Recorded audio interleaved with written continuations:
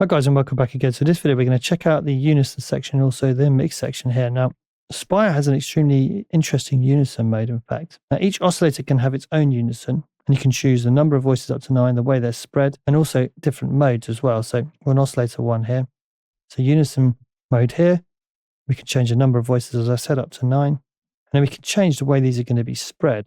So we could spread these within 1 octave.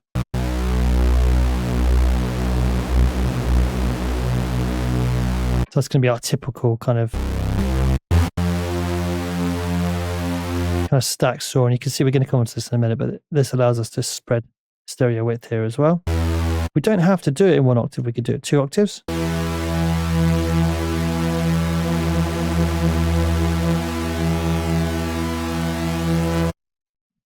We could do it 3 octaves. But we can also do some interesting kind of chordal things here. So we could have a major third interval. So that means the voices are going to be spread between the root note and a major third, minor third.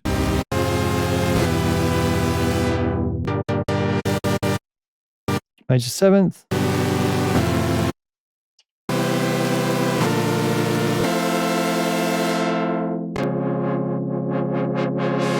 Let me just take this modulation off here.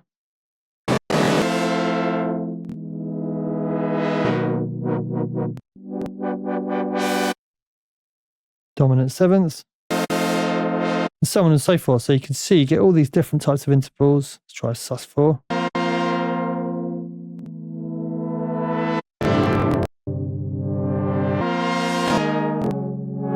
It can give you some kind of really nice jazzy kind of flavors. Now, in the case of the detune and the density dials, detune is going to detune the voices. So let's take both of these off.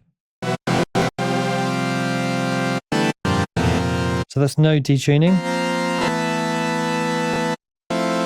Put it on a major seventh. So they're all basically playing the same pitch, detune.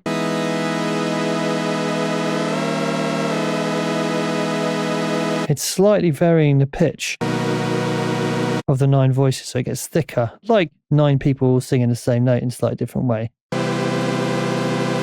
Now the density dial is quite interesting. So this allows you to detune in a kind of irregular way. So we need to detune up in order to hear this.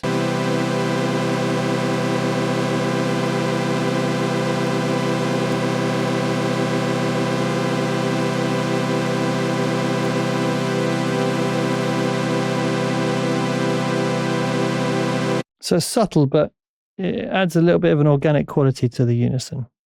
Now the unison section kind of ties in a little bit with this section just next to it as part of the mix section.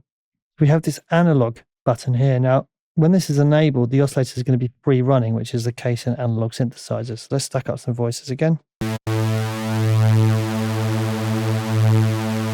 Now if we switch this off, the oscillator is going to start with a random phase position. So it doesn't sound too different in this case. But remember, we have the phase dial on the oscillator here. So this means that we're basically starting the oscillator from a random position every time. But if we lock the phase here, we get that kind of annoying attack where we're getting all of the voices starting at the same position.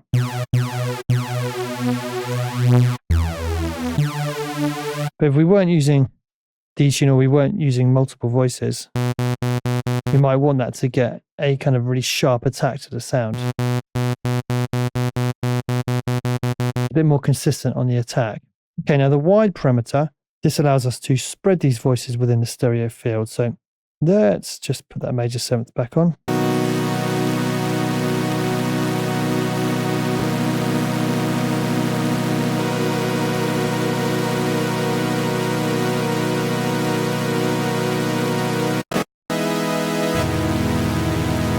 So here we're mono.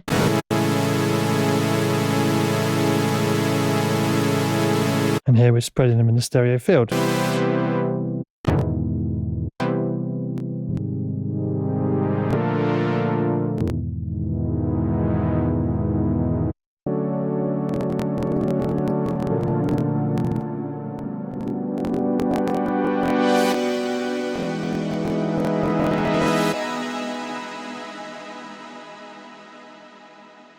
Just thought I'd put some effects on there just to make it sound nice. And you can hear it sounds great when it's filtered. So wide, as I said, allows you to spread that within the stereo field.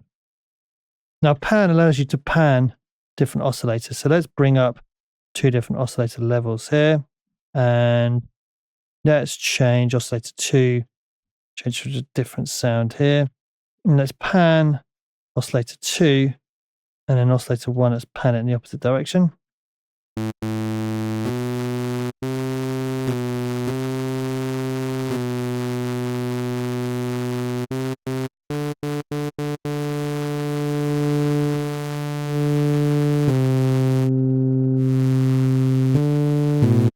And you can hear that we've got, a very interesting kind of stereo feel because you've got the 2 sounds panned in different directions. I've boosted the volume up of this one because actually this one's so much brighter, it's a little bit harder to hear them at the same level. And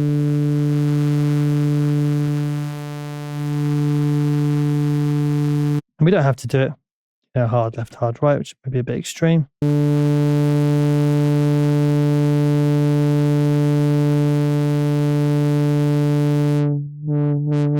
You do a bit more subtly as well. So that's quite useful having the pan option there. Now the filter input is going to determine whether the oscillator is going to pass through filter 1 or filter 2. We'll have a look at that when we have a look at the filter to kind of go through some different routings. And then we have the invert and also the key option.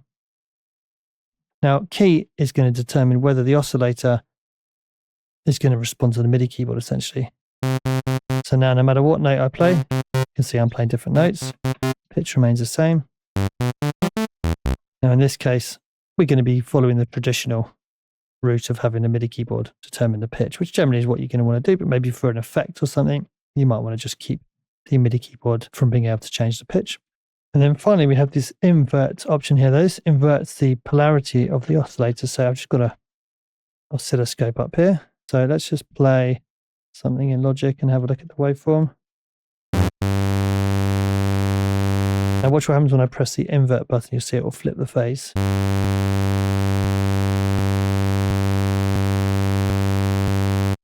So that can be quite useful to get different kind of interactions between the oscillators.